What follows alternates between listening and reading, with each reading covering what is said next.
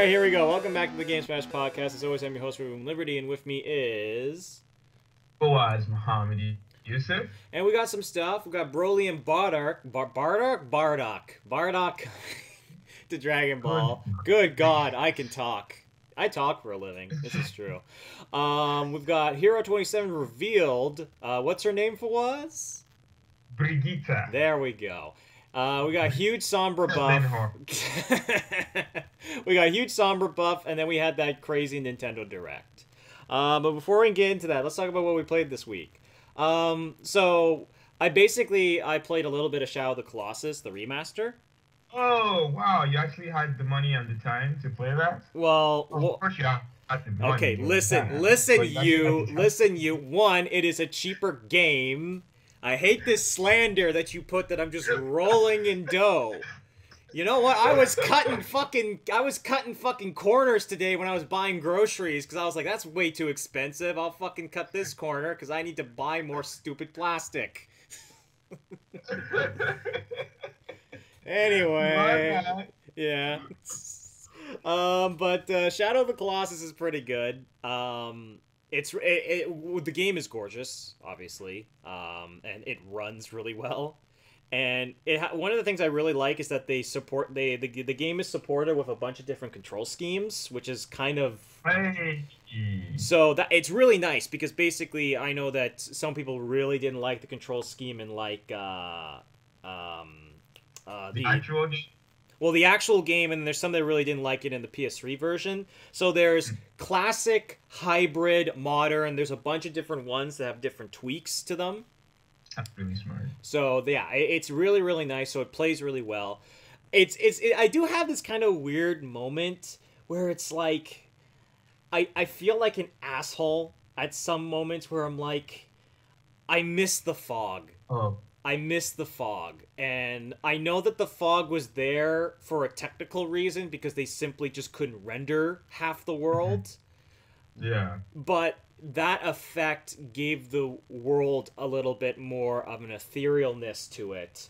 And I mean, overall, I still think the game is really, really good. It's just like it's a different art style. So I think it mostly has to do with I've played this game like 7 times. So, I was about to say, isn't it like the fourth time you bought this game? No, this is the 3rd time I've bought this game, because there's only 3 different versions. I was gonna say, because that's the maximum amount of times you can buy the damn game. Yeah, unless I just buy second copies for fun. But yeah, so yeah, basically I've been, I played that, so that was a lot of fun, and then I went back into Dragon Ball. Dragon Ball Z. Finally did that. And because basically it's on my list. I want to beat the single player of Dragon Ball Z. Actually? Yeah, actually.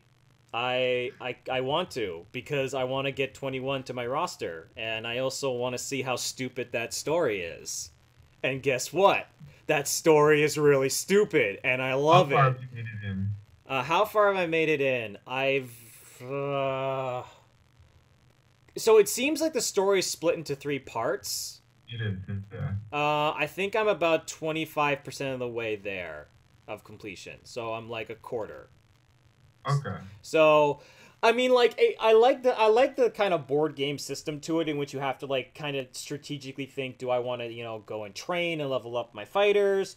And I really, really, really like the fact that depending on which teams you get different little conversations, which is really, really nice. That's probably the best part about the story mode. And that's honestly really what the reward is to me, is the reward is getting to see more stupid bullshit in those cutscenes. Yeah. And that's why I'm kind of trucking forward, because I think the biggest problem with the story mode is that it does become a bit repetitive, because you're essentially fighting clones. Yes. So it's a lot of clone fights, and it does get a little bit boring from time to time. Especially since it's like the AI I'm fighting at currently is so brain dead that I can literally just auto combo and just win almost every single time. Yeah. I will say this is that I do like the fact that they implement a tutorial thing into the single player, which not only trains you in mechanics, but basically you can get bonus zenny. So Yes. it kind of gives you a little bit of variety, but it's optional. So a lot of the times you're just gonna be mashing that auto combo to finish the fight. So yeah, but basically like having fun with that. That's I'm trying to think if there was anything else I did. That's basically what I did this week. Other than I played a little bit of Secret of Mana. Mm. The plot got really hilariously dumb in a crazy way, and I kind of love it because we're in this like we're in this freaking like snowy area, and we're like, huh, that's a nice little cottage, and we're like, huh, is that a reindeer? And my sister, that is a reindeer. It's Rudolph. And I'm like, that's funny. And we walk up to the reindeer, and then the text scroll says Rudolph, and I'm like, oh my fucking god, are you serious? And then Rudolph goes, oh man, my master's been kidnapped. You gotta go save my master. And I'm like, Oh shit! You saved Santa? we saved Santa in this fucking game. It's hilarious because it's like Santa got like, turned into a frost giant. Okay. Yeah, and then you have to beat the shit out of him, and then it's like, oh, Oh. I'm cured now. So that was a lot of fun in a goofy way. But that's basically what I did this week. What about you, Fawaz?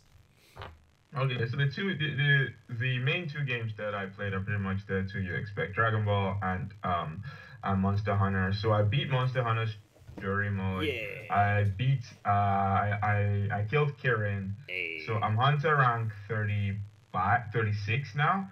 So all that's left is to hit 49 so I can fight the tempered Kirin and see what all the fuss is about. Because yeah, the regular Kirin wasn't like I didn't lose. I carded twice, but I didn't fail. I it's and the first two times it's funny because this is what I always do against Elder Dragons is that the first time I go in, I don't eat, I don't like prepare. I just go in to see, how they fight, how they play, and all that stuff. So I went in, and then I carded once, I carded twice, but then I was beating the shit out of him, and then he went to go sleep. So I was like, shit, I can actually win this. So then I went to the camp and I ate, and then I came back and I was like, okay, let's actually try.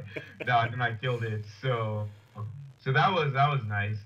It does in obscene amount of damage, and this isn't even the tempered version. Yeah, So I'm about to say, because basically what I've heard, and this is something that I'm not looking forward to, is that fight is a fucking nightmare. And Alex, who's like the Super Monster Hunter Pro, has beaten it. And he basically said that it's one of those fights where get a fucking ranged weapon, because dear God, you do not want to be next to that guy. And he says that like when you get to that part of the game, most people when they go running Tempered Kirin, they go exclusively with ranged weapons because your chance of dodging the lightning is a lot higher if you're using a ranged weapon than it is using a melee weapon. So that's kind of what I'm not looking forward to. But I haven't even beaten the two tempered Basil Goose yet, so I'm still. Oh yeah, I did that. I did that. I did that quest. That was pretty funny. So here's a little bit of trivia with me. I hate Basil Goose. B-52. I never capture him because he's the one monster that always wants to suffer. So I'm like, I'm going to. He goes to sleep in his nest, and I'm like, I could capture him and end this. Nope. Charge up the hammer, hit him in the head. I'm like, you're going to die for all the grief you've caused me. I had to make an exception with that quest. I didn't fail that quest, but it was one of those situations where I was like, okay, Faraz, don't let your anger, because I have a very short temper. I don't know if you can tell. Nah. Yeah, so I had to be like, okay, Faraz, don't let your anger and your pride cost you this because like they one shot you. I mean the tempered monsters, that's just their thing. So like I beat the first one, capped it, and then I make it to the second one. He one shots me twice, but I got like the feline insurance, so I had 2 more lives. Then he went to sleep, and I was like, okay, well, I just capture him, don't be an asshole. And then I capped him. But yeah, so I did those ones. But yeah, with Kirin, I mean, we'll see. Like he doesn't have a lot of health, which I really like. And and the hammer is relatively mobile. So Yeah. I'm really, it's not a thing. I'm like, I really, really want to see what all the fuss is about because I'm at work, right? And I'm Yeah. talking to one of my coworkers, and then someone mentions Kirin, and my manager just comes up from the back room. He's like, "Did somebody say Kirin? Fuck that dude!" And I'm like, "Wow, it's wow." it's so fucking weird that we're in this universe in which, yeah, I'm at work and I have a buddy who talks about Monster Hunter. This does not make any sense to me. Like this universe that we are currently in which Monster like this isn't part of the news, but Monster Hunter became one of the most high-selling Capcom games ever. Like in their, It's just the highest game ever. 7.5 million units. it's So I think it's the highest selling. Now I didn't read it, so there's probably like there might be like, oh, maybe highest selling retail or highest selling digital, or there might be some outlier. But I know the headline was Monster Hunter World 7.5 million highest selling Capcom game ever. So Yeah. props to Capcom. yeah. I mean, we routinely shit on Capcom on this podcast. Like, Oh, yeah. it's like it deserves its own segment. So let's give them credit where credit is due. This is a fantastic game, an absolutely fantastic game. I have a few criticisms. Like, I don't like the weapons. Like so many of the weapons just look like shit. Okay, let me not say that. So many of the hammers just look like shit. I don't know if There's something I will agree with you with that is that this is a weird scenario in which the choice of how they decided to make the weapons look different was a little bit baffling because a lot of them have the same base model, but they have little things attached to them. So the weapons overall don't look, and it's weird because this is the only Monster Hunter game that has done that. In every other Monster Hunter game, every hammer and weapon looks distinctively different. And I feel like that has to do with the budget of like how they design the weapons and stuff like that. And I think the other reason why a lot of the previous games had such an insane variety of designs is because guess what? They were just reusing PlayStation 2 models.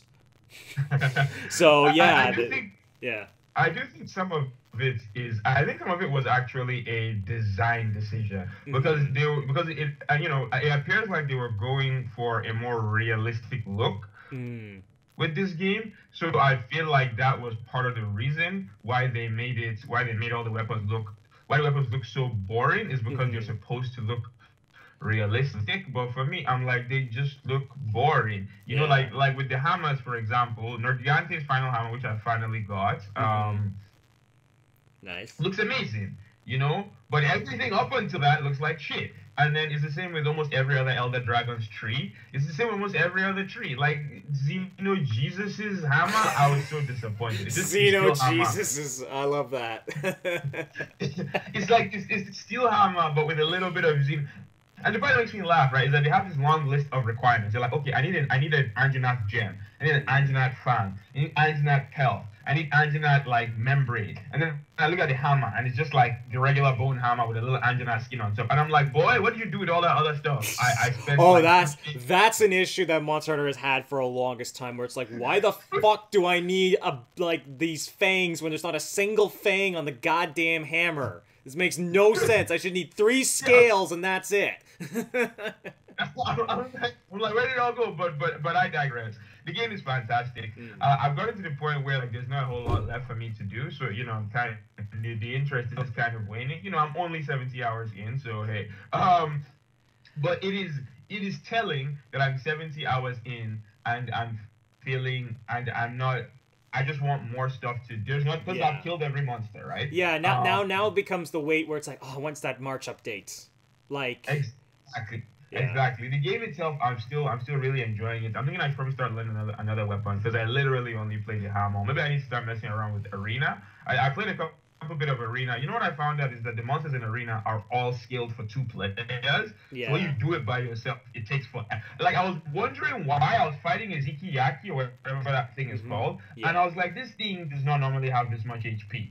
But apparently they are automatically scaled for 2 players. So yeah fighting them solo is a pain in the ass. It's weird. Well, I was gonna say that I feel like you should try a different weapon because a lot of the reason why I love Monster Hunter is because when you get tired of a specific, type of style of play, you can just go, man, I want to mix things up. I'm going to go to katana, or I'm going to mix things up and I'm going to go bow or something like that. So it's a fun little way to kind of like, because you're going to be fighting monsters for most of basically all the time. It's nice to like try a different play style, which I think is really, really cool. And it's one of the things that Monster Hunter has that I really, really enjoy. But yeah, sorry, what were you going to say? The thing that deters me from doing that is that the weapons take a long while to learn. Like the hammer has like 3 moves, and it took me like 2 weeks to get the hang of when to use each move. It took me a while to figure out each, because like there were certain moves that you could only get by doing other moves, and like moveset was a lot deeper than I thought. So like that's just the hammer. The hammer's supposed to be the quote-unquote easy weapon, right? So for me, I'm like, okay, now I want to start learning the charge blade. Yeah. You know what I will say this is that I think the reason why I'm switching weapons a lot more constantly is because I've had years of practice. So I've kind of dipped in with all the different weapons over several different games, so I can generally go, okay, I know how this weapon works. I can just kind of futz around with it. But for someone who's literally hasn't played a single monster, it could be a bit overwhelming to try a new weapon. It is, but I'm definitely gonna start learning the charge blade.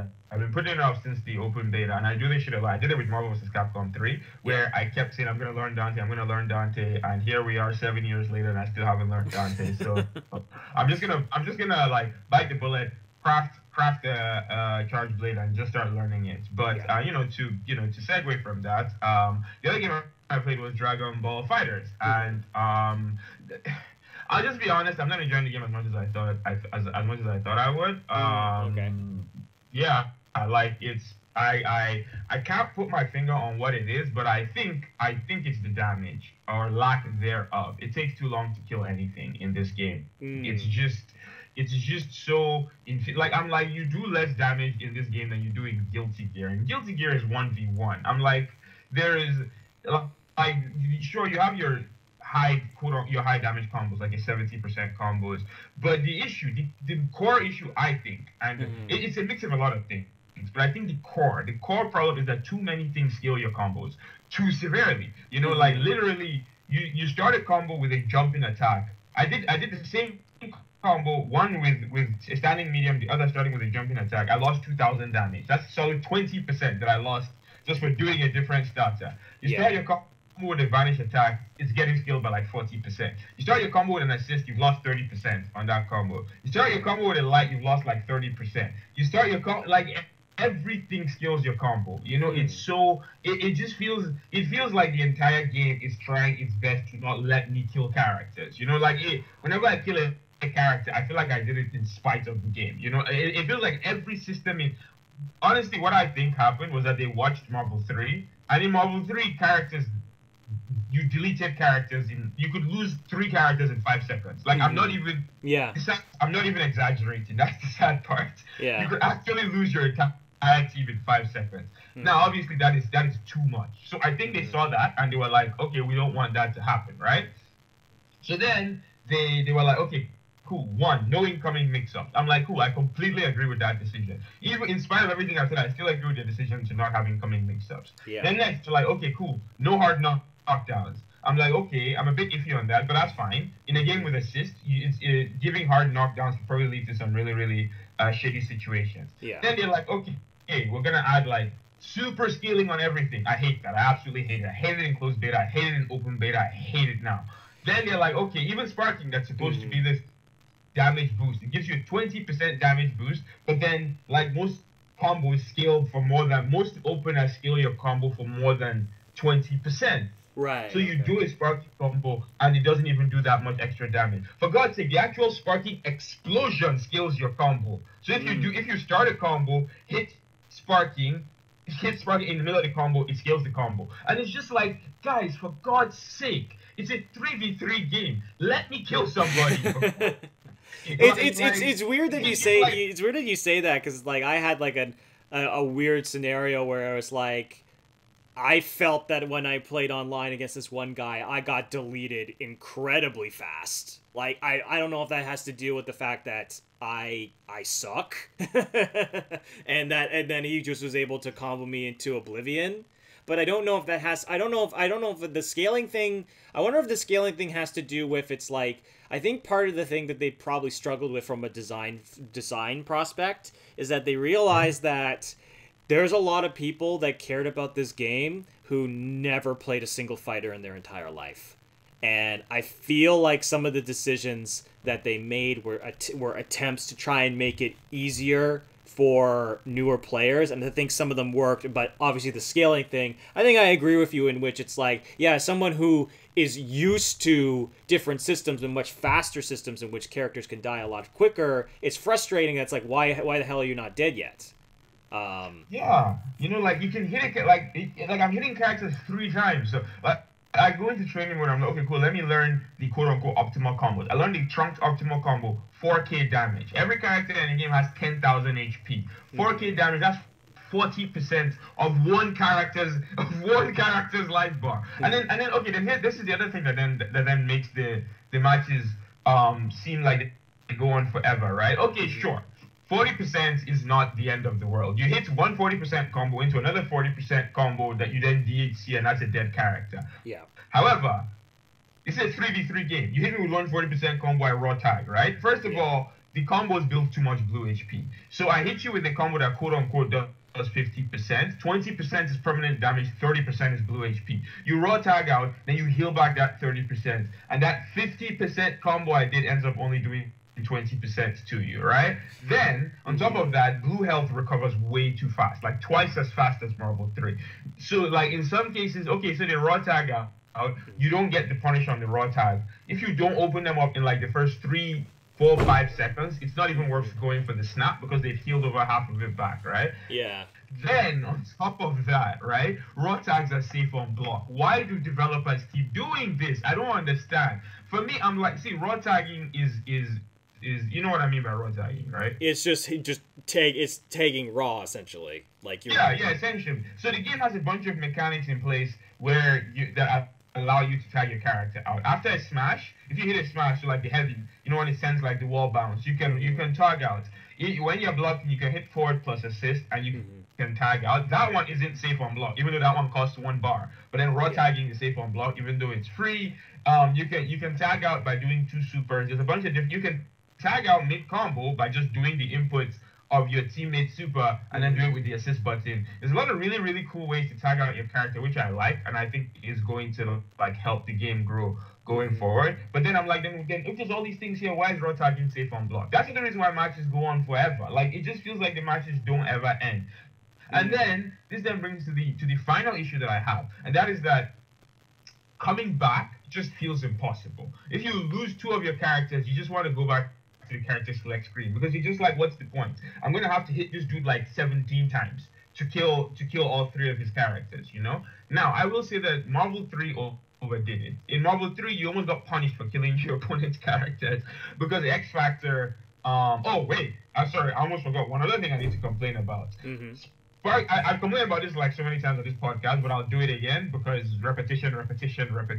Yeah. The healing on sparking is stupid. I'm sorry, you should not heal in the middle of combos. There are level 3s in this game that literally do 0 damage if you hit your opponent with them when they have sparking on. Because here's the thing, right? Level 3s only do blue. A raw level 3 only does blue damage, right? Right, okay. 100% recoverable damage. If I hit you with Android 16's raw level 3, you will not lose any HP. Because I'll do it, right? Yeah. I'll hit you with the level 3, and then while I'm recovering, you are recovering. While I'm recovering from the animation, you are recovering HP. By the time I'm done recovering, your health is full again. So you literally don't do any damage. And I'm just like, how did this get through testing? How did anyone see this and think this was okay? Like, I just... It's weird because it's like a lot of the stuff you're talking about, I completely get your frustration with, but I guess it's just I've never gotten that far to deal with it. I've never been able to delve that deep into the mechanics because I'm a scrub. So it's like... It's like it's weird because it's like for me it was like okay, I can hit people with my supers and I can go and maybe not do the move that hits basically makes them switch characters if I really need to focus fire one specific person. Um, but like I said, I haven't played that many multiplayer games because it's like I played a bunch at launch and then Monster Hunter World came out. So it's weird because I've been fighting the computers more often than not. It would be interesting to see if they were if it would be interesting to see if they were either add a separate mode that like changed certain values around and stuff like that.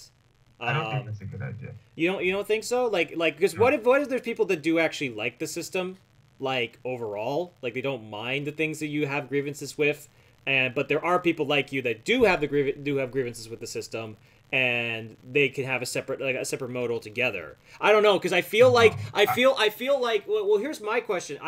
I am not accustomed to how certain fighting games work overall. Yeah. So my question is, if there was to be a patch that changed the systems, changed how the blue health worked, changed how scaling worked and whatnot, and they just threw that out, like would that be a Uh-huh. good thing or would that be no, but would that be a good thing or would that be too much too fast? Or would it be better to like increment it a little bit at a time? I think you increment a little bit at a time. Because here's the thing. One of my friends said this. I feel like they were afraid. They were because they saw what Marvel 3 was, right? And they were afraid of making a game that was like Marvel 3. Yeah. So they because like in closed beta the damage was too low. People complained and they increased it, but they increased it a little bit. So I feel like that's their plan is that they're going because they've seen what happens with these kinds of games, right? Yeah. People find touch of deaths. Yeah, heck, people are still finding touch of deaths in this game. Yeah. They're super impractical for the most part, but there's Yeah. still some like actual practical touch of death that people have found in spite of all the things I've complained about, right? Yeah. But the thing for me, I'm like the touch of deaths in a 3v3 game are not the end of the world, right? Mhm. So that's but I think a patch like that I'd be fine with. The reason why I don't want two separate modes is that then you start splintering the community. Then I'm blaming Yeah, different I guess that's true. I guess that's true. Yeah. so for me, I'm like, if they're like, this is what the game is, then I'm like, that's fine. This is not an objective problem. This isn't something like bad servers, which they still have, by the way. They This is did. They something did that's say that they completely were. subjective. Apparently, I heard it. There was an update on that, and they said they were attempting to fix it in an upcoming patch. Yeah. So they released a patch in February that fixed it a little bit, but then they said that this patch is just a quick fix. They have a bigger patch coming in March that is hopefully going to fix all the problems. So the one released in February was just like a band-aid solution. Yeah. So yeah, hopefully that fixes it. But no, like this is completely subjective. Some people like this. Some people really, a lot of people are out there loving this game. Some people really like the fact that the matches take 15 minutes. Heck, Super Smash Brothers. You know, I'm being facetious with that, right? But Yeah. Super Smash Brothers is one of the most popular, is the most popular fighting game right now. The matches in that game take forever. They actually take like days. Well, yeah. So- Well, it depends. It also depends on like, are you playing stock or are you playing time? Like, pretty much everyone's playing stock. Well, Yeah. yeah, but I mean, like the tournament matches take forever in Super Okay. Smash Bros. Right? Yeah. So like this isn't objectively a problem. This is a problem that I have with the game, right? So here's the thing: like if they're like this is the kind of game that they want, that's fine. That's completely fine. I harbor them no ill will. I just won't play the game because for me, I'm just like it's just not.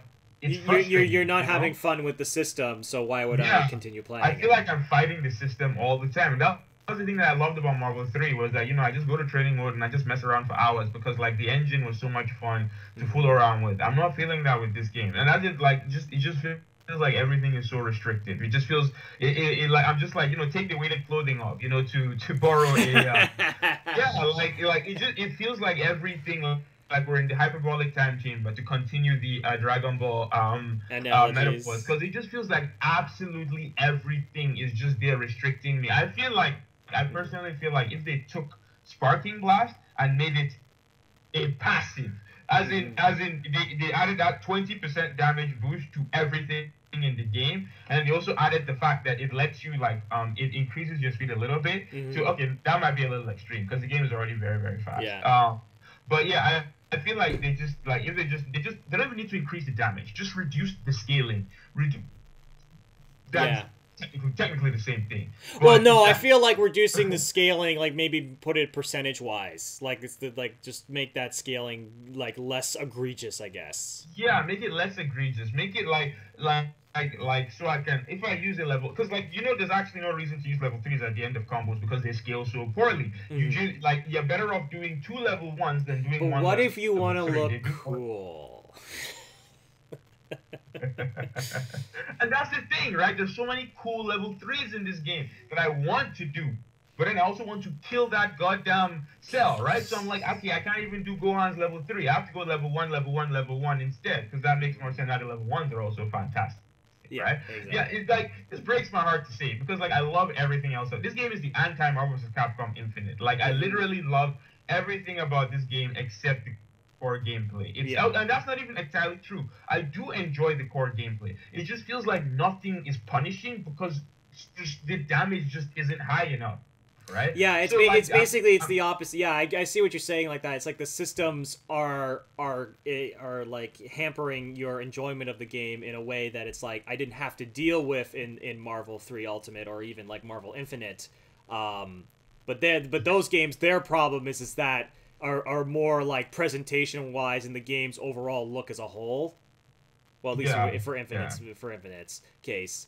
But yeah, no, that's but yeah, no, we do have to move on because I'm looking at the time. But yeah, is there anything else you want to say about Dragon Ball or?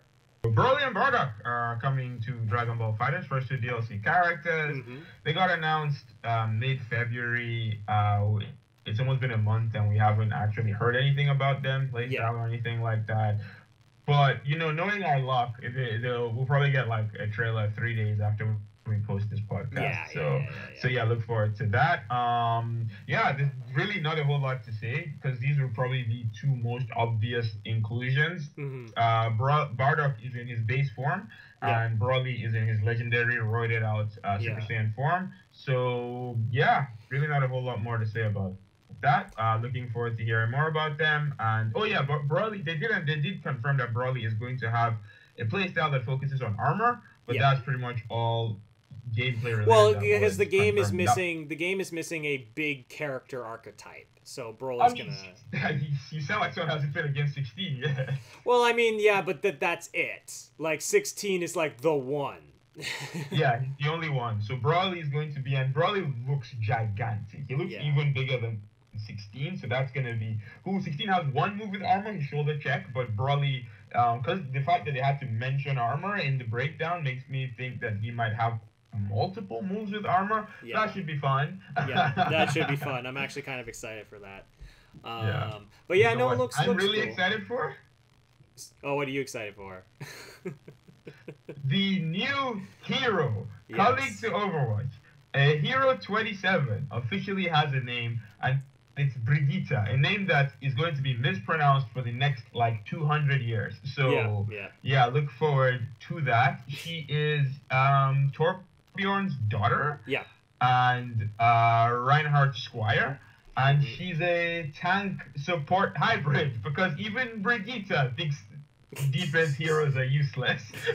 Yep, yep. That's actually really hilarious. That's like I, fuck you, Dad. I'm going to support where all the cool kids are.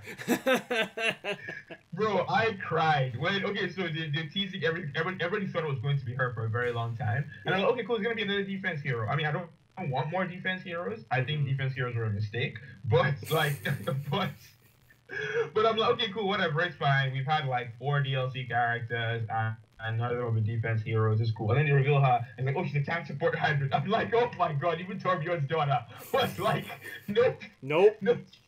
Not having any of this. I like But it's yeah, she looks really cool. Like yeah. she Do you want to legit. break down her abilities, or do you want me to go over those? I think I have a. I think you've got the list. You got more. You've probably got no more information on her. I know she's got her rocket flail, which is I find it really cool how it has a similar style. Like it's like she's using melee weapons, kind of like Reinhardt as well. Yeah, yeah. Yeah, So she's a melee healer, which is like what? yeah, So okay. So this is her breakdown. She's got her rocket flail, and then hmm her alternate fire is her shield. yeah, Her shield is like a fraction the size of Reinhardt's shield. She yeah, can't protect. So okay. So in the developer update, Jeff stressed this.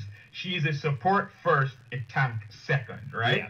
Similar to how Zarya is a tank first and a support second. Hmm So yeah. her shield is not going to be. You're not going to push in through chokeholds behind her shield. Her shield can it's good for like peeling for her second support maybe. You know, and your Ana is being bothered by like a 76 or like a 76 pops his ultimate. Ana can just run behind the shield and that's about it really. Or like a D.Va sends a self-destruct, she can just put the shield up to protect her supports and herself. The shield has 600 HP, so it's pretty beefy. She has 250 HP, 25? No, I can't remember how much of it. Like 25 of it is armor. So she's like she's the beefiest support in the entire game right now. Then let's get into her ability. This is where things get really interesting. So you got a shield bash. It doesn't go like how it's just like a little move forward. She bashes you and it stuns the opponent for a few seconds. Now the cool thing about this is that it's long enough where you can one-shot a Tracer with it. So you shield bash, whip, and then so she's got the regular whip with her melee where she like fires left and right. I don't know the damage values yet, but it's not very high. Now she has the rocket flail, which is like an ability that has a cooldown. We're never gonna get into like numbers here because she's not live yet, so all this stuff can change. But yeah, it's a move where she like sends out the flail. It has decent range, like 20 meters, and when it hits the opponent, it sends them back, so she can boop people off. So the shield bash and the rocket flail can both boop people back. So yeah, it's a team of a support duo of Brigitte and Lucio is going to be a pain in the ass on Ilios. Yeah. Oh god, Jesus, I didn't even think about that. Then she has like a healing move that she throws. She throws out a healing pack towards an opponent. It's the only range move she has. It heals you for, like I said, we're not going to talk about amounts because shit can change, but it heals the opponent, and if it overheals, it gives them armor. So you can even throw it onto a teammate who is at full health. You can throw it onto a Genji at full health right before he pops his Dragon Blade. The armor isn't permanent. It only lasts for like 5 seconds. But Genji's Blade only lasts for 6. So there you go. Like that's a really cool pairing there. Then her passive. Her passive is Inspire, and how it works is every time she does damage with her flail, so either her regular melee or her rocket flail, she heals everybody within a radius by a certain amount. So she's an AoE healer like Lucio. Her single target healing is I don't want to say terrible, but like it doesn't seem very good right now. So she's straight up an AoE healer. And then her ultimate is Rally, so it gives her a speed boost. Only her, but then it's like a passive buff to everybody within the radius, where it gives them armor up to 200 armor. Something around that, I think. No, 150, up to 150 armor, and this is permanent. Yes. So you can pop it because it's not as fast as Lucio's. Right? Lucio jumps into the air, drops his gun, and everybody gets like the health. But the health dissipates over time. Hers takes a couple of seconds to build up on teammates, so it's not going to be useful for like, oh shit, Pharah is dropping. You know, if you hear like an enemy pop their ult, you can't do it on react. At least it doesn't seem like you can. It's not like it's not like a thing that it's not an ultimate that can counter other ultimates. It's more like an ultimate you use before a team push or to initiate a team push. Yeah, it seems like an initiation ultimate than like a proactive ultimate and a reactive ultimate. Obviously, we don't know yet. She's not out. We haven't messed around with her. But that's the core of her play style. And like this is so funny because there's this thing that I think Tana can relate to, where you jump into a game and there's 5 DPSs, and then you want to pick support, but then they're like no tanks, and you want to pick attack, but then they're like no supports. So it's like Blizzard were like, okay, well, we're gonna give you an answer to both of those situations. We're gonna give you tank support. Now, like I said, she's a terrible tank. If you're playing her as a tank, she's awful. She's not very good at protecting teammates. Her shield is not good. She doesn't have a lot of mobility. She does not have a lot of health. If you're comparing her to tanks, she's got like half the health of Reinhardt. Yeah. Like literally. Well, she does have her shield. It's really small, but I could see that being useful in the sense where it's like you can hold objectives a little bit more. Like you can kind of stall for time, essentially, which does give her an advantage that way. But yeah, I'm interested to hear what you think, because you're a fellow support main. Support main. Honestly, I really like her abilities. I like the fact that unlike Lucio, she has a way that she can actually single heal along with a passive like area heal. Because that's the thing that I never really liked about Lucio, was his area heal. Personally, I don't like that kind of playstyle. But I really think that she's a good combination of different kind of playstyles. I think she's going to be a lot of fun to play, which I think is a big deal. And I mean, honestly, I'm just excited to have another support that I can go, because I run the support gambit, right? So like for the longest time, ever since Mercy got nerfed to the fucking ground, I've been doing the Moira game. I've been doing the Zenyatta game. I see you laughing there. Just pour that salt into the wound. Just the whole box. But yeah. Okay, so you're still been playing Overwatch? Honestly, I kind of dropped off a bit, because it's like, well, I saw the patch and I was like, okay, that sucks. And then I was like, I'm gonna just play Monster Hunter for the next little while. So I haven't actually touched the game since, I want to say, December, to be honest. So honestly, once Brigitte once she launches for real, I'm probably gonna jump back and play a couple games. At least that's what I'm thinking I'm gonna do. I don't know. Yeah, same here. I'm just waiting for she was announced 2 weeks ago. So we're probably looking at, if not next week, the week after. Yeah. She's probably gonna go live, and I definitely think I'm gonna mess around with her. Like Moira, I actually like Moira. What I don't like about Moira is that she's the only character in the entire game that I think looks like shit. Like in all of her skins, I can't find a single skin where she doesn't look like crap. And then I also kind of stopped playing the game, so there's that too. But actually, the only thing I like about Moira is her fan persona. Have you seen that? Her fan persona. No. Her fan base persona is basically because all of her sprays are anime references. She's a closet weeaboo.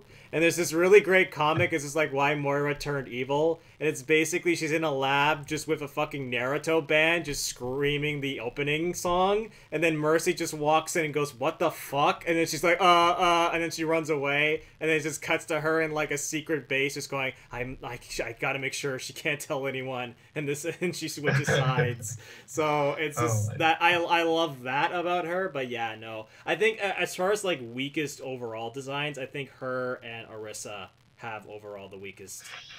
Yeah. Don't even get me started on Orisa's design. I mean, personally, I think Moira's design is better than Orisa, but that's just a like taste thing. Yeah. They're both pretty disappointing. No, they're both like low tier. Like let's be real. Yeah. But Brigitte is like a very awesome design. I feel like she's something the game needs.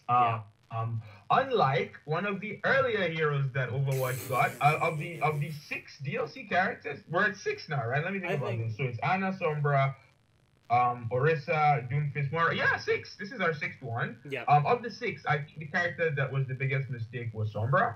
Just for the record, and if we're done talking about Brigitte, we can go on to the big patch, and I can explain to you why. Okay. Please. Yeah. Please tell us more, Fawaz, why you do not like Sombra. Personally, this is 100% my opinion. There's no like objective facts here, right? But I think Sombra was the biggest mistake. I think everything about Sombra was a mistake. I like her design, though. I will throw that out there. Yeah. Her new skin, not the winter skin, but the summer one, is a pretty dope skin. Yeah. I love her dance emotes. But anyway, as far as playstyle is concerned, I feel like Sombra has one of the most toxic playstyles because she's just not fun to play against. She's like the core element of her design involves your opponent not having fun. Now here's the thing: nobody enjoys dying, right? Nobody getting pinned by Rein. I'm not gonna sit here and be like, I enjoyed it when that Reinhardt. Okay. Anyway, I'm like, where the fuck is that sentence gonna go? I'm not gonna say and act like, okay, I enjoyed it when Widowmaker hit me with that headshot, right? Yeah. Nobody enjoys dying. Nobody enjoys getting earth shattered, right? Yeah. But like the core element of Sombra's design is sapping away the reasons you picked those characters. You know, like you said a couple podcasts when the Mercy nerf was coming in, you were like that. You know, the reason why you hate this nerf is because you're taking away the reason why you played Mercy. Well, playing against Sombra is literally that patch all the time. Honestly, I agree you 100% because you know, in League of Legends and in Overwatch, there something that I think is universally frustrating to play against is silence. Any game that MOBA, there's a character that has the ability to essentially block your cooldowns or like silence your abilities. It sucks because you're basically standing there going like, well, what? I can't do anything. And it sucked in League of Legends, and it sucks. It sucks in here because when you get the Sombra like ultimate popped off on you, and you're fucking Reinhardt, you're just sitting there with your hammer going like, fuck. I'm a 500 HP hero with no ranged attacks and no shield. But, you know, before we get too far off track, let's get into the actual patch notes. Yeah. So, Doomfist and Cannon. Ammo recovery rate increased from 0.8 seconds to 0.65 seconds. So now his gun shoots a lot quicker. Okay. May, Endothermic Blaster. Free slow duration increased from 1 second to 1.5 seconds. Weapons alternate. Fire ammo cost reduced from 25 to 20.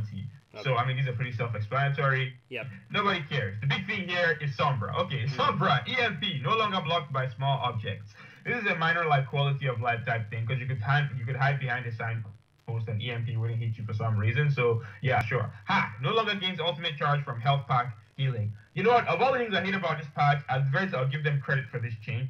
This was one of the stupidest elements of this character because it made her like so binary. She was either completely useless or on certain maps you would hack a big health pack and your team would just farm that health pack and you could build your ultimate in like seconds. Oh yeah. So yeah, thank God they changed this. But anyway, let's get to all the bad. Cast time of of hack. Reduced from 0.8 seconds to 0.8 to 0.65. Yeah. Now, they've also added new abilities that the hack disables. It disables Genji's cyber agility, so he can't double jump and he can't wall run when hacked anymore. It disables Hanzo's wall climb. It disables Pharah's hover jet, so she can't fly anymore. Check this one out. It disables Lucio's healing boost and speed boost. So when she hacks him, he actually becomes useless. His passive is gone. It disables his wall ride. He can't wall ride anymore. Mercy disables angelic descent. This is awful. This is a mistake. That is hilarious. I'm trying to imagine what that would be, what that would look like. You fucking hack Mercy as she's trying to fly back to the platform, and she just falls out of the sky. You know, thank you for that image, Tanner. I will see how funny it is when it's your Mercy. Yeah, that is true. That's probably gonna be pretty annoying. Oh, we're not done yet. Oh, you thought we were done? Oh, no. Machine pistol. The spread has been reduced from 3 to 2.7, so a little bit more damage now. Yeah. Opportunist. This one I don't really understand. Enemy health bars are now visible when health drops below 100%, formerly 50%. Her ability to detect enemy through walls at 50% or less remains unchanged. I watched a video of this, and the bot took a bit of damage, and she still couldn't see him through a wall, even on the PTR. So I don't really understand this one. We'll get back to this later, I guess. Translocator, duration decreased from 15 seconds to 20 seconds. I think this is a mistake. I think this patch is a mistake. Not even because I think Sombra is going to become overpowered. I don't know, and I don't care. I just don't want Sombra to exist. And anything that makes people want to pick Sombra more is a mistake, in my opinion. Yeah, I can see that being problematic. I mean, like, honestly, it's because, like, for me, it's like Sombra has, like, it's been a nuisance, but she has never been so insanely popular that I've had to deal with her on a constant basis. Like, so because it's not like the woe of being a Mercy main and then having fucking Tracer running around, and I'm like, please no, because like Tracer's sole sorry. Of just being a support main and just having a Tracer. And having a Tracer. But no, but I feel I know absolutely. Any support knows that I feel, but I feel with Mercy, it's like Tracer's like, yes, someone who's not even has a gun to protect themselves, and I'm basically running around screaming, please help me. But yeah, no, it's gonna be interesting to see how this change goes. I don't know if it was basically Blizzard wanted to make Sombra more viable because she's not like the most viable out of all the heroes to pick. And yeah, I mean, honestly, like the health pack change, I think is actually a good thing. Yeah, same here. But yeah, I mean, and honestly, like some of the things, but I think are good things. Like yeah, even though I don't like her ultimate, the fact that people could hide behind streak posts is stupid. It was the same thing that happened with fucking Diva's ult that I hated. That people could just everyone crowd around the fucking streak posts and we'll be safe. That was pretty stupid. It used to make me laugh because I hate Diva, but it was pretty stupid. I'm glad they changed that. Yeah, so it will be interesting to see. I honestly don't know. It's either this kind of patch, I see this and I go, it's either gonna be fucking brutal and it's like all we're gonna see is Sombra everywhere, or it's not gonna have that much of effect and pretty much things are gonna stay the same. Like, I honestly don't know. Yeah, I honestly think it's probably going to be the latter. I think it's just not going to have that big of an effect. But like, I feel it's one of those things where if it does have a big, in fact, the patch is already out, and the fact that nobody is complaining about, people complain about this patch until the patch came out, and then they stopped complaining about it. Yeah. So I don't think she's that big of a deal. I don't think she's going to be that big of a deal at all levels, the way Bastion was when he got his big buff. I think it's gonna be one of those situations where maybe you have like a really at higher levels maybe, but I don't think at lower levels. I think she's still too difficult to play. But I just like EMP. I complained about EMP when the game was announced from day one. While you're doing your little expedition. Oh crap. If you're going back into our old podcast to listen, you will find that from day one I complained about EMP because there was no counterplay to it. Yeah. If a Sombra appears in front of a Reinhardt and EMPs, there's literally nothing Reinhardt can do to stop himself from getting hacked, which I think is just bad design, right? And now they're buffing her. So I don't know. I'm not happy about this, but we'll see. It's probably not going to be that great. She's probably still going to be trash at most levels. So we will see. I'm a little bit concerned, but I don't personally play Sombra that much. So I mean I don't play attackers in general. The only attacker I play is Soldier because it's like, all right, I guess I have to play attack because we have 3 tanks and 2 supports. All right. So, but it will be interesting to see for sure, and I'm very curious how she evolves over time. It'd be interesting if she gets like a full rework down the line. I think she needs a full rework. Yeah. I think they built her on a very shaky foundation that's just never go. It might become strong at some point, but it's never going to be something that people are happy about. There's certain characters that I think are just not meant to be good. Bastion, Sombra, Symmetra. I still have fun with Symmetra though. Yeah, but she's not very good, right? She's like, only good. She is only good on certain maps. That's the only thing. Is that she's very specific, in which it's like New Bonnie, she's a fucking god. So it's like, but no, I agree. I guess, yeah, she's part of that weird tier of heroes. Of characters I feel like are just not meant to be good, which is fine by me. Like I had a time when I was like, oh, I really wish Bastion was good, and then Bastion became good, and I was like, God, I want to kill myself right now. So yeah, I can live with that. Oh, you know what I might not be able to live with, Tanner? What? Is not owning a Nintendo.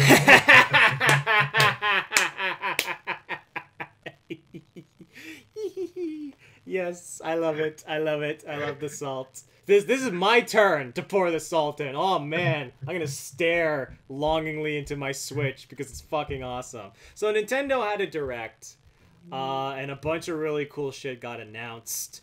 There's the big one, but there were a couple small things I want to talk about. One, they talked a little bit about Kirby All-Stars, I think, or Star Allies. It looks like a really, really good Kirby game. I'm glad that that's coming out relatively soon. And they said they're going to support it with a bunch of DLC content, which is kind of nice. The other thing that they announced, which was really surprising to me, was Crash Bandicoot. Yeah. That I didn't see that. I didn't see that coming. Because part of me was like, doesn't Sony own like exclusive No. rights to that? No, I guess not. I guess it's Activision. That's why we haven't had Crash Bandicoot on PlayStation for so long, right? It's because Activision owned the rights to Crash Bandicoot and Spyro the Dragon. Naughty Dog and Insomniac developed the games, but they didn't own the characters. You know, it's not like Jack and Daxter, Ratchet and Clank, and Nathan Drake, where they. And I think it's because of what happened with Crash Bandicoot that Sony made sure that every character that Naughty Dog and them made ever since they owned, because they don't actually own Crash Bandicoot. But even with that said, I didn't think this was good. I never saw this coming. Yeah. Even knowing that it was third party, I still didn't think this would become multi-platform. So yeah, it's coming to Switch, and there's a leak for like a release on the Xbox One and the PC. So yeah, Crash Bandicoot is becoming multi-platform. To be fair, he's always been multi-platform. Every game after Crash 3 was multi-platform, but no one cared about any game after Crash. Yeah, exactly.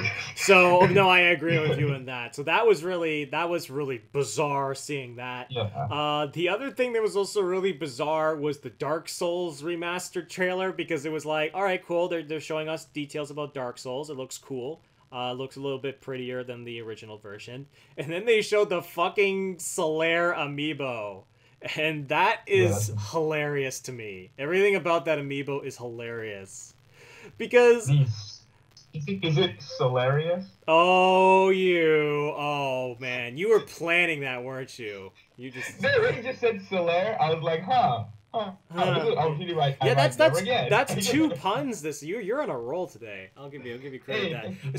So like the thing about that is that like the guy is like, okay, so you can praise the sun to your heart's content, and I'm like, wait, is that all the fucking amiibo does? You just slap the amiibo on the controller, and you do the Solaire emote, and that's what you're paying $10 for?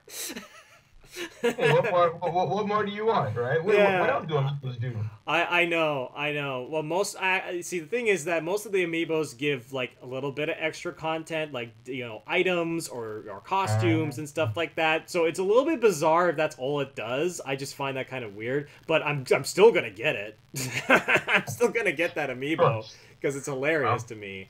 And what else did they announce? Okay, the other thing before we get to the big one. Was they announced a big expansion for Splatoon 2. The Octo expansion. And this looks really, really interesting because it's a single-player expansion. So it's like a separate story mode that I think is meant to be like a sequel to like the main game story mode. And it has to deal with going around in the subways. And the other thing that's really, really cool is that apparently you'll be able to customize as an octo, I think it's the Octo Squids, or basically there's races, there's the Squid Kids, and then there's the Octo Kids. So that gives a little bit more customization options on the table.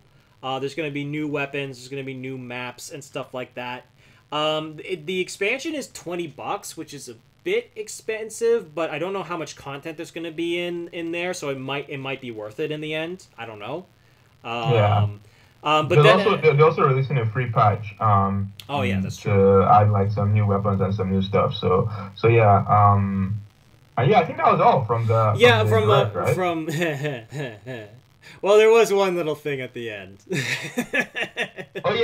Splatoon trailer. Like, that turned out. It's Splatoon guys. It's just. Wait a second, it's Super Smash Brothers. It's the new Smash. That trailer was awesome. Like, I always love when developers do that. Now, to be fair, everybody was expecting a new Smash Brothers, but I always love when developers do that, when they create these very memorable trailers. Like EA are a bunch of like shitheads, but I give them credit for that Star Wars Battlefront trailer. Yeah. The first one. The first not one, the second. The first Abomination, not the second Abomination. No, the first one with just the mic drop with the AT like. It stomps the screen. And there's the infamous StarCraft 2 trailer. Oh hell, it's about time. Yeah. This one it was just like they showed Splatoon stuff, and you're like, okay, I think we're done. And then you see more Splatoon stuff, you're like, oh, okay, what's this? Is this gonna be like some more DLC for Splatoon? Maybe Splatoon 3? And then the squid just turns around, and then you just see the Smash Brothers logo in her eye, and I'm like, oh my God. It was a really good reveal. So the only question about this that has become the hot topic, and I honestly, it's the thing that it got me excited, but it got me a little bit bummed because I'm thinking about it and it seems way too obvious, right? So Well, the thing about this is that Nintendo has been smartly porting a lot of their Wii U titles, right? I So think this is a port. I honestly think that there is a high possibility that this is actually going to be a port, but this is going to be a super edition of the Wii U. Because I'm thinking about it from a logistics standpoint, in the sense where, I know Sakurai is actually really tired and he doesn't want to make Smash Brothers anymore. He's kind of tired of making them because every time Nintendo's in trouble, they just turn to him and say, "Please, Sakurai, make another Smash Brothers. We need the community support, please." And then it's like Sakurai's like, "Oh," because he like Brawl was meant to be his last game, like. Actually, Yeah, legit. He said in an interview that that's part of the reason why Brawl has like so much content in it, is that it was meant to be the last one, and then they brought him back for Smash 4. So the question becomes, is this going to be a port or if it's going to be its new thing? Either way, I'm honestly I would be more happy to see a new Smash Brothers, like a fresh, new one. But I wouldn't be mad if they released the Wii U version and they added all the DLC content included, along with a bunch of new characters. Like, I still think that would be a good experience if they added a bunch of extra content on top of that. But that's the thing, is that we don't know for sure, because even Nintendo has been kind of quiet about it. yeah. So what do you think about that then? I think it's a brand new one. Look, Nintendo have done some stupid things in the past, but announcing a Smash Brothers with that trailer and then coming out a couple of like weeks, maybe months later, to be like, "Oh, by the way, that Smash that you guys are really excited for, yeah, it's actually just a port of the one that came out 4 years ago." I don't think even Nintendo is foolish enough to do something like that. So no, I think this is a brand new Smash game, ground up for the Switch. And yeah, I'm actually pretty okay. I mean, like, here's the thing. I've never been a Smash fan, but I'm excited to see what they do with the game. The game itself, I'm probably never going to play it. Even if I end up getting a Switch, I'm probably never going to play the game. I'm actually curious. Would you actually get a Switch at this point? Like, I'm curious now. Is there any game specifically that would? I mean, I like right now, no, but like I am considering it because like part of the reason why I don't have the love for Nintendo that a lot of other people have is because I've never owned a Nintendo console before, right? So like a lot of their games that are like I've owned their handheld, but I've never owned one of their home consoles. So a lot of the games that are like exclusive to Nintendo home consoles, I've literally never played. I've played Ocarina of Time, but it was my friend's copy. So there's a lot of like Nintendo shit that I'm just not familiar with, Yeah. So I could see myself getting it. Bayonetta 3, like when that comes out, if the Switch is a good price, I could probably see myself dipping in, and then like Fire Emblem's on the Switch, right?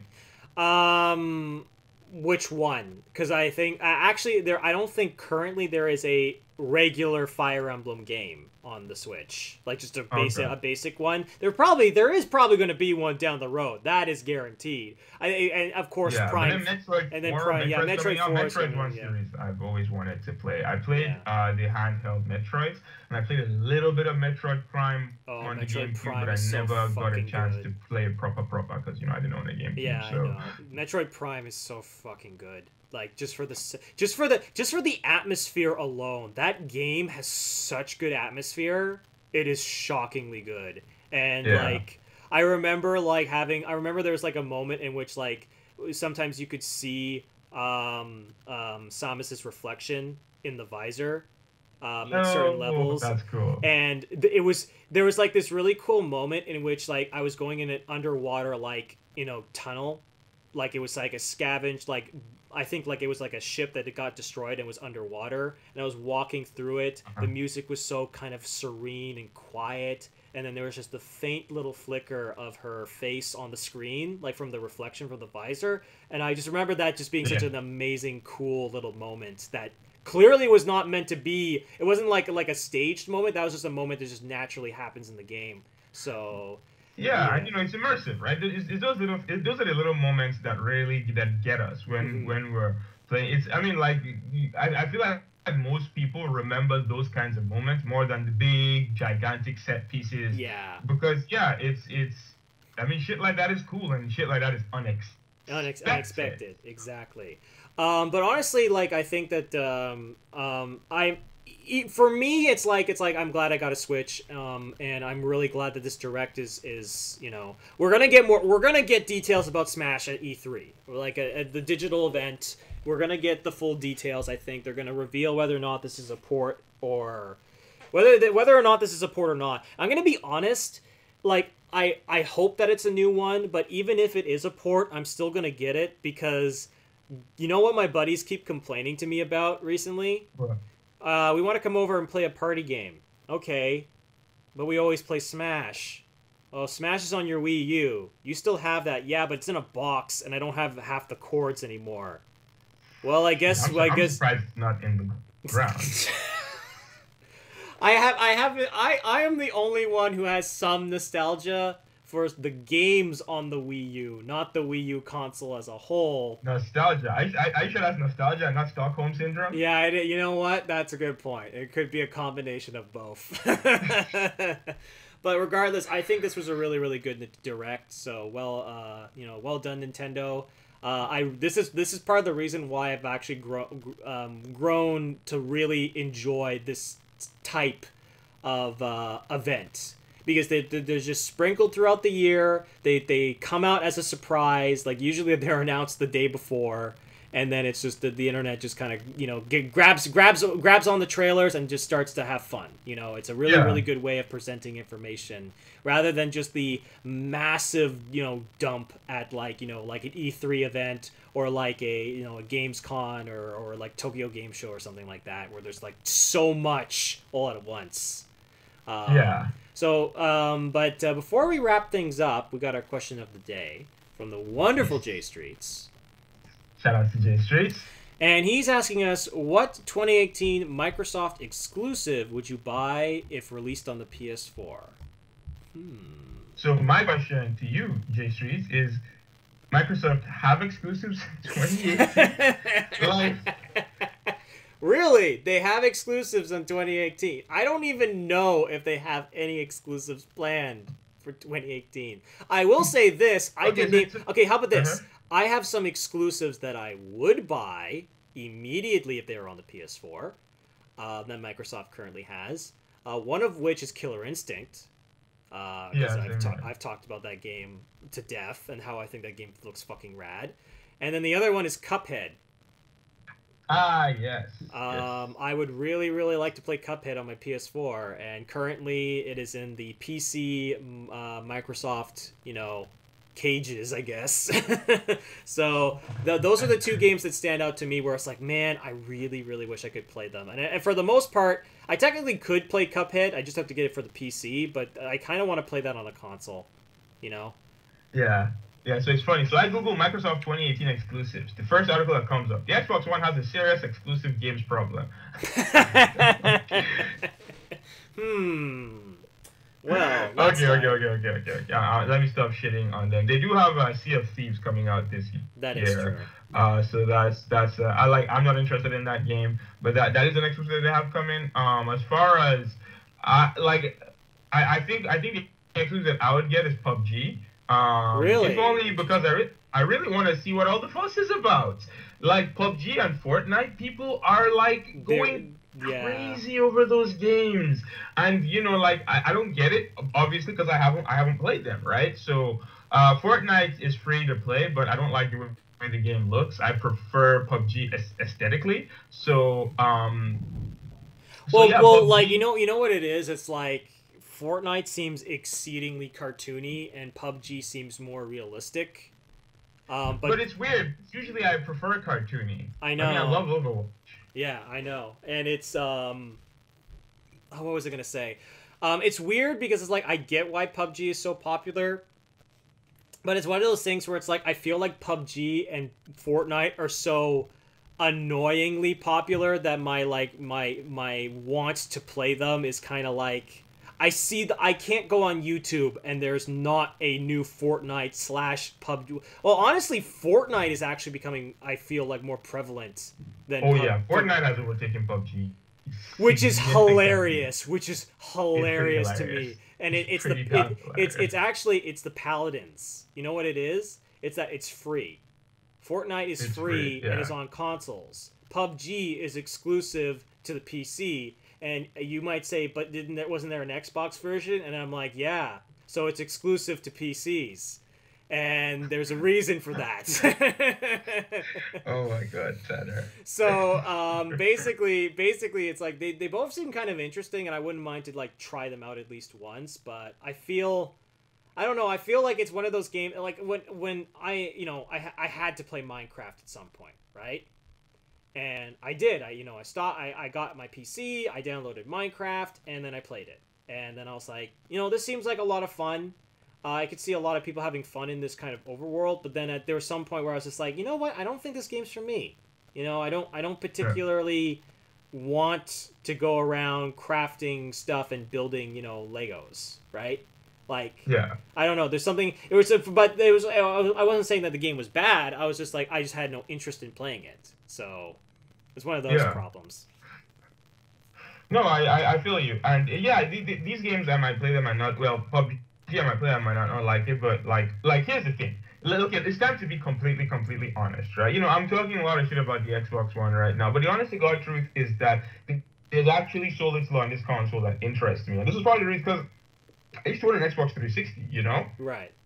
The reason why I jumped ship was because I was looking at the PS3, and there were all these really cool, really unique games. And sure, not all of them were good, so not all of them sold, but like it looked like Sony was trying different things, whereas Microsoft always played it safe. It was either Halo, Fable, Gears, or Forza, literally every single year, right? Yeah. And then you come into the Xbox One, and the first couple of years, it looks like, oh shit, Microsoft have learned. They have Sunset Overdrive. They have that stupid Rome game that ended up being trash. They have the one that Killer Instinct. Yeah. They've got all these cool games, and then also obviously they have the Gears, they have the Halo, they have the Forza, and they had the Fable at one point. Yeah, they had the Fable. And then they don't build off of these things, right? Killer Instinct was a launch title. There's still no sequel to this day. Sunset Overdrive is pretty much dead at this point. Cry, whatever that Rome game was, that's also just dead at this point.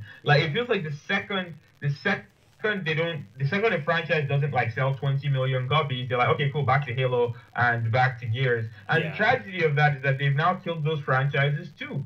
Yeah. Halo 5 was not that successful. Gears 4 was not that successful. Forza didn't do numbers it used to do because, well, guess what? When you release a version of a game practically every single year, unless you're Call of Duty, that's the only franchise that's been managed to get away with it for some odd reason that I cannot understand. Oh, by the way, Call of Duty 4 got announced too. Anyway, what got it? Wait, whoa, back it up. What got announced with Call of Duty? Black Ops 4, yeah. Oh god, yeah, fuck me. Yeah, moving on. So like Microsoft, there's just not a whole lot on that console that I like, and of the little that I do like, there's something similar on the PS4 that I can play. Like, let's use Nintendo for example. I was talking about how I might get a Switch, right? Okay, let's look at the games. Okay, Mario Kart 8. You can't find anything like that on PS4. Despite how much I pray to God for a Mod Nation Racers 2, you're not gonna get that shit's just not happening. Yeah, that shit's just not happening. Okay, sure, whatever. We get Mod Nation Racers 2. Smash Brothers. There's literally nothing like that on any other console. So many people have tried, nobody has succeeded yet. Yeah. Super Mario Galaxy. There's just not a lot of platformers around. Like Splatoon. It's a shooter, sure, technically, but it's like a Nintendo shooter. It has its own unique flair. Bayonetta. Don't even get me started. So like there's stuff on these, Fire Emblem. There's stuff on these consoles that I'm like that I'm looking at and I'm like, okay, I can't get that anywhere else. But the games that I liked on the games that made me buy and Xbox have been so like milked that I don't care about them anymore. And then Microsoft refused to give me anything new. You know, like I bought an Xbox because I wanted to play Halo 3, because I wanted to play Gears of War. But then like I'm so sick of those franchises now because Microsoft milked the shit out of them, and then they killed Fable. So yeah, like the honest to God answer is nothing. There's nothing, not even in 2018 at all on the Xbox One that I want to play. There is absolutely nothing on that console that catches my attention, which is disappointing because I really, really, really wanted Microsoft to bounce back this generation, but they have their heads so far up their own asses that they just cannot see how they've been killing, how they've been hurting themselves. Yeah, I agree. I think part of the problem, and we talked about this before, is that I feel like Microsoft is more focused on making a entertainment system than it is making a video game system, and I think that's a core problem with the the exclusive problem. It's a core problem with because the one thing that the biggest thing that I will say this is that they've been doing backwards compatibility. It's really funny. I saw a comment talk about this. They're focusing so much on backwards compatibility because it means that they can just find old games that were cool and creative back in the day that Microsoft owned and just say, hey, you can play it on the Xbox One now. We're being creative. It's like why do we still not have a Crimson Sky sequel? It's been 15 years. Everybody and their mother is begging for a new Crimson Skies. Nope, nothing. But you want more? Was that more Halo? You said like why? What's the other game? Phantom Dust. Literally, they announce a new Phantom Dust and then they kill it. They're like, what are we doing? There's somebody in the press conference was like, wait a second, a new IP, well, relatively new IP, brand new, fresh idea. What the hell are you guys doing? We're Microsoft. We don't do that shit. We make generic cookie cutter video games, man. Dead that shit, and that's it. Yeah, it's really sad. I do hope that you know what we'll be telling is that if at this E3 if we get nothing again, then it's time to give up. Then it's time. Like I feel like this E3 is very important for them, and it's more important. I feel like it's important for them in general because it's like, guys, you really, really need to bounce back right now because we're getting tired of just the same stuff.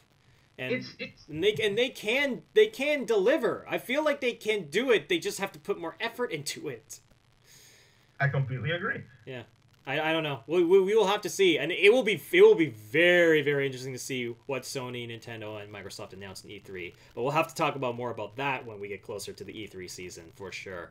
But if you got a question for us, don't forget to leave a comment in the comment section, and we'll make sure to answer it in the next podcast. And as always, this is your host, Ruin Liberty, and Muhammad Yusuf. And we'll see you guys next time.